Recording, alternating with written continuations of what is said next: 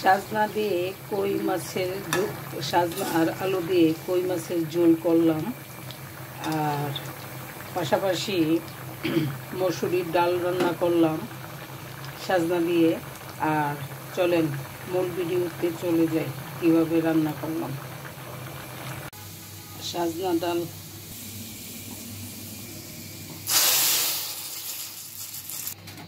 সাজনা ডালটা আমার হয়ে গেছে। এখন আমি বড় কই মাছ সাজনা আলু দিয়ে রান্না করব। আমি আজকে সাজনা দিয়ে ডাল রান্না করলাম, মসুরির ডাল আর দেশি কই মাছ দিয়ে সাজনা আলু দিয়ে ঝোল করব। সাথে থাকেন। মশলাটা আমি ভালোভাবে কষিয়ে নিচ্ছি।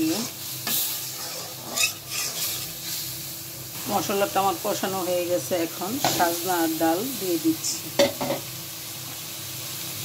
সাজনা আর আলু দিয়ে দিলাম।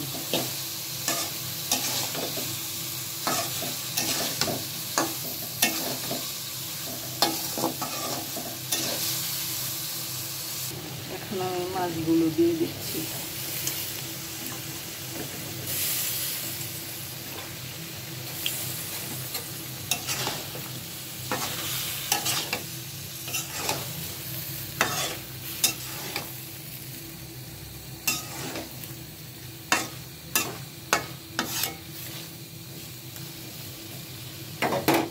কষানো হোক, দেখি।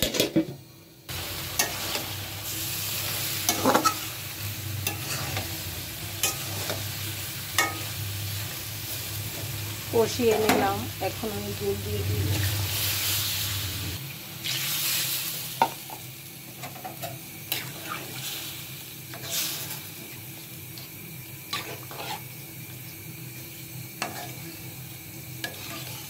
সাজনা আমার বাসার সবারই খুবই পছন্দ, তার জন্য ডাল দিয়ে আজকে সাজনা রান্না করলাম আর মাছ দিয়ে। আমার তরকারিটা হয়ে গেল।